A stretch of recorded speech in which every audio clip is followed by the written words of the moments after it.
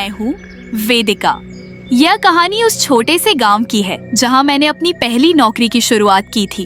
एक गांव जो बाहर से शांत और प्यारा लगता था, लेकिन उसकी गली गली, घर घर में एक अनकहा डर छुपा हुआ था। हर सुबह की ताजगी में एक अजीब सी सर्दी घुली रहती थी, जैसे हवाओं में कोई गहरा राज बसा हो। गांव की हर राह, हर मोड़ पर ऐसा लगता जैसे कुछ नजरें मेरे ऊपर हैं, जो मुझे हर पल निगाहों से देख रही है, और मैं उस राज को जानने की कोशिश करती हुई उसी गांव के डर और रहस्य के बीच फंसी हुई थी। गांव की नीरवता में कुछ ऐसा था जो हर किसी को डरा देता था, लेकिन मैंने कभी उस डर को गंभीरता से नहीं लिया, क्योंकि मुझे लगता था कि यह सब सिर्फ गांव की पुरानी मान्यताओं और अफवाहों का हिस्सा है। मगर क्या यह सच था? क्या वाकई यह सिर्फ अफवाहें थीं, या फिर उस गांव का कोई गहरा और खौफनाक राज था जो मेरी राहों में खड़ा था? आज मैं अपनी सफलता का पहला कदम रखने जा रही थी।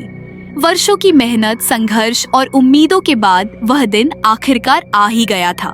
दिल में एक अजीब सा उत्साह था और आंखों में सपने थे। आज मेरी पहली पोस्टिंग थी और मैं एक नए सफर पर निकलने वाली थी।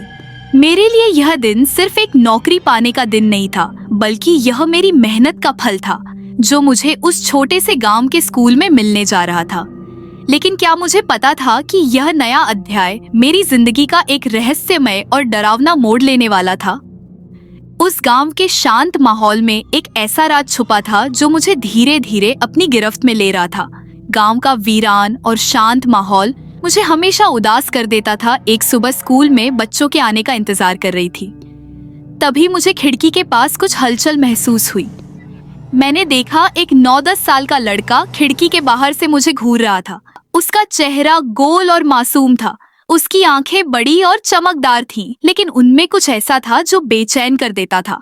उसके गालों पर मिट्टी के निशान थे और उसके घुंघराले बाल उलझे हुए थे, मानो वह अभी अभी तालाब से निकला हो। वह हल्के से मुस्कुरा रहा था, लेकिन वह मुस्कान सामान्य नहीं थी। उसमें एक ठंडी रहस्यमयता थी।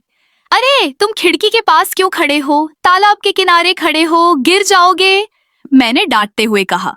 उसने मेरी बात अनसुनी करते हुए मुस्कुराकर कहा, मैडम जी, मैं अपनी भैंस को तालाब से निकालने आया हूँ।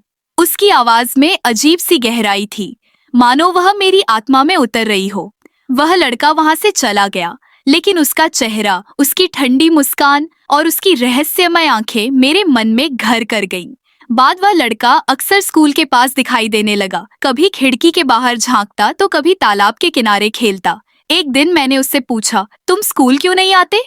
उसने उदास होकर कहा, मुझे पढ़ाई बहुत पसंद है, लेकिन मेरे माँ बाप बहुत गरीब हैं। मैंने उसकी आंखों में झांकते हुए कहा, अगर तुम पढ़ाई करना चाहते हो तो मैं तुम्हारी फीस और किताबों का खर्च खुद उठाऊंगी। तुम कल से स्कूल आ सकते हो।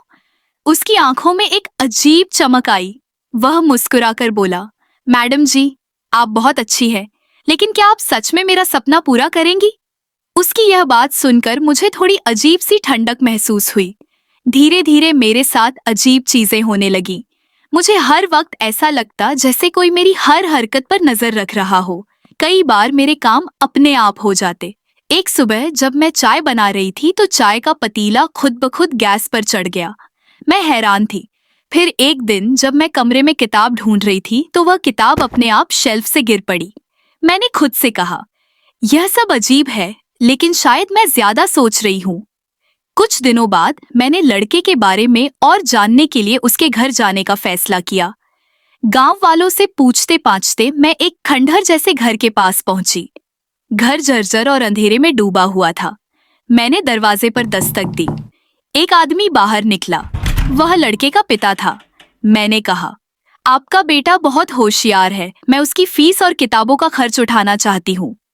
वह आदमी चुप रहा। उसकी पत्नी अचानक रोने लगी। क्या हुआ? आप लोग ऐसे क्यों हो गए? मैंने चौंक कर पूछा।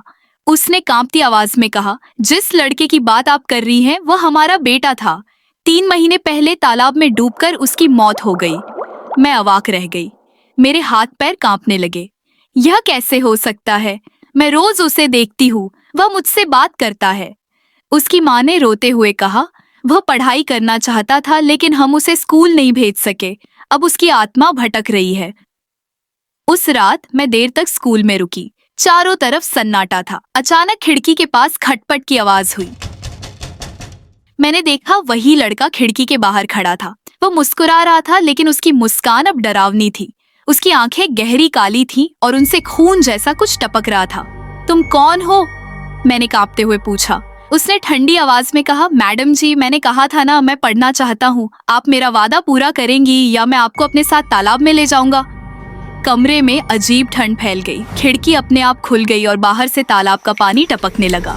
मैंने दरवाजे की ओर भागने की कोशिश की, लेकिन दरवाजा बंद हो गया।